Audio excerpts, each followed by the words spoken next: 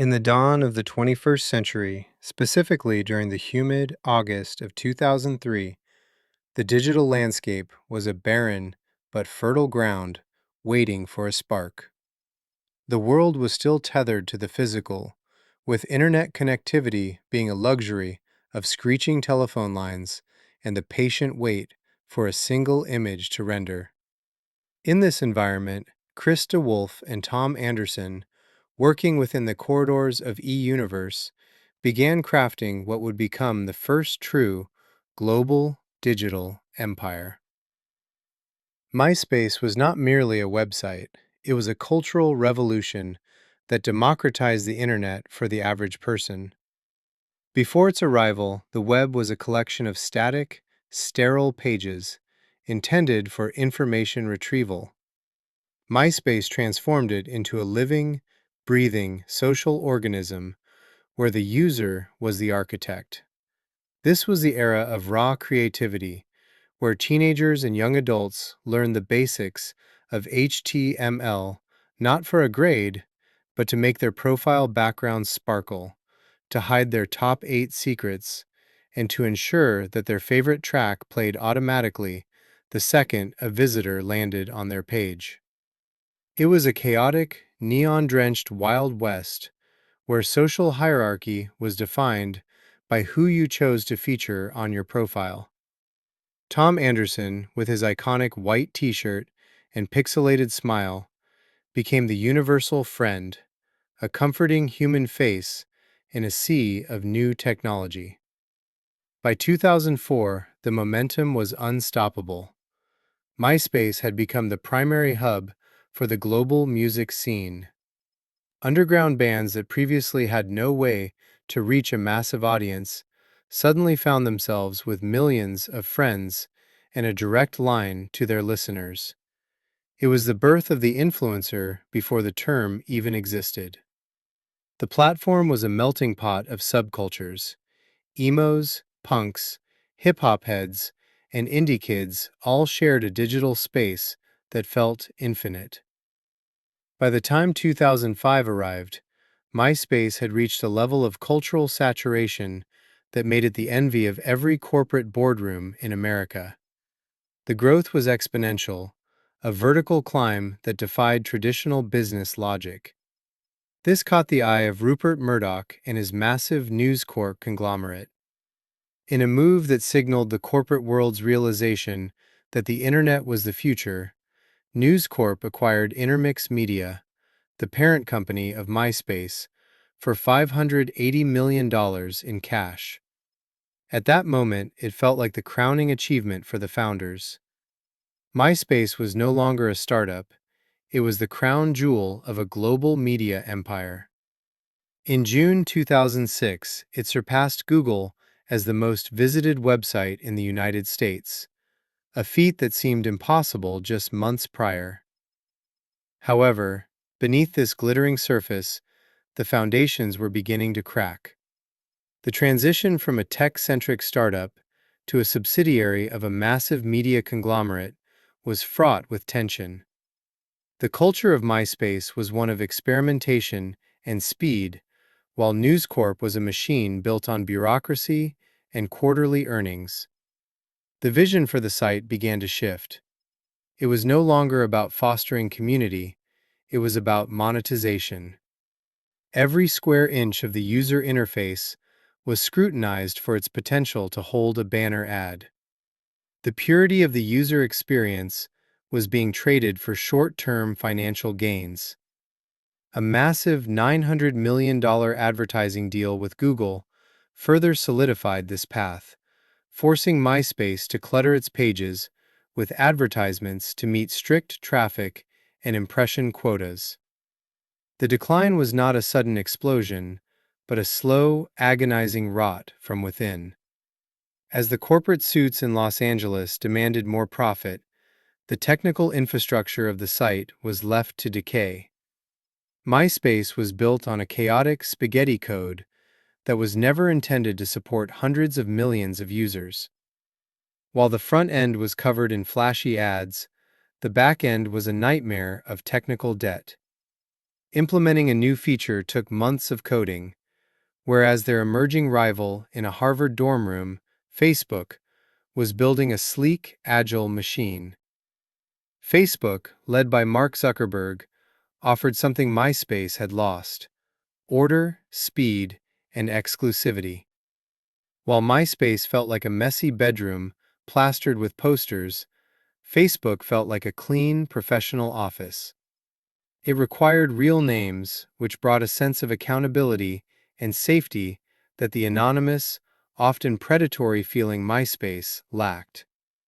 Parents and advertisers began to prefer the structured environment of Facebook. MySpace's leadership, blinded by their massive traffic numbers, dismissed Facebook as a niche tool for college students. They failed to see the shifting tide of user behavior. By the time they realized that the clean aesthetic was what users actually wanted, it was too late. The technical debt was so high that they couldn't pivot fast enough. Every attempt to redesign the site alienated the existing user base while failing to attract new ones. By 2008, the unthinkable happened. Facebook overtook MySpace in global unique visitors. This was the beginning of the collapse. The migration was mass and instantaneous. It was a digital exodus where years of memories, photos, and connections were abandoned overnight. MySpace tried to fight back with Project Genesis, a total overhaul of the site's code and design, but the execution was plagued by delays and bugs. The site became even slower and more difficult to navigate. As the user base plummeted, News Corp began to lose interest. The asset that they had once seen as the future of media was now a liability, dragging down their balance sheet. The layoffs began, and with them, the institutional knowledge of the platform vanished. The creative spirit that had once defined Santa Monica's tech scene was replaced by a sense of desperation. In 2011, News Corp sold MySpace for a meager $35 million, a staggering loss of over $500 million. The buyer, Specific Media, along with Justin Timberlake, tried to pivot the platform back to its musical roots. They envisioned a high-definition, artist-centric social network. But the world had moved on. Twitter was the new place for real-time updates, and Instagram was the new home for visual expression. MySpace had become a ghost town, a digital graveyard where the only thing that remained were the broken HTML links and coming soon banners for bands that had long since broken up. The final tragedy occurred in 2019, when a botched server migration resulted in the loss of every piece of content uploaded to the site between 2003 and 2015.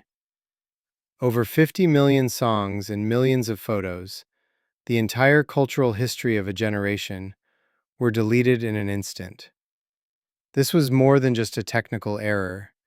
It was the erasure of a digital era.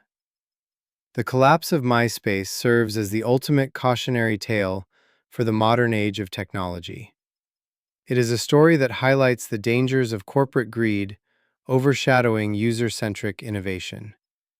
The first and most vital lesson is that in the digital world, technical excellence is not optional. It is the foundation. You cannot build a billion-dollar empire on broken code. MySpace ignored its technical debt until it was too late to pay it back.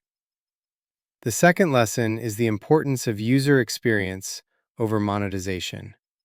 A platform that views its users merely as eyeballs for advertisers will eventually lose those users to a platform that views them as human beings. Facebook won because it was easier to use, not because it had more features. The third lesson is about the arrogance of success. MySpace's leadership believed they were too big to fail, which led them to ignore a competitor that was fundamentally better. They focused on being a media company when they should have focused on being a tech company. As we look at the giants of today, TikTok, Instagram, and X, We see the ghosts of MySpace in every algorithm and every interface. These platforms are hyper-aware of the mistakes Tom Anderson and Chris DeWolf made. They know that user loyalty is fragile and that a faster, cleaner alternative is always just one download away. MySpace was the pioneer that walked into the woods and got eaten by the wolves so that others could learn how to build a fortress. It was a beautiful, chaotic, and sincere moment in time that can never be replicated. It was the first time we all agreed to live a part of our lives online. And though the empire fell, the world it created remains. The empty profiles and broken links of MySpace are a reminder that the internet is written in ink, but the platforms are built in sand. If you do not evolve, the tide will eventually come in and wash away everything you built. MySpace didn't just go bankrupt, it lost its soul to a corporate machine that didn't understand what made it special in the first place. The tragedy of MySpace is that it died because it stopped being a place for friends and became a place for profit. The king is dead, and the digital ruins it left behind serve as a warning to every empire that thinks it can ignore the people who built it.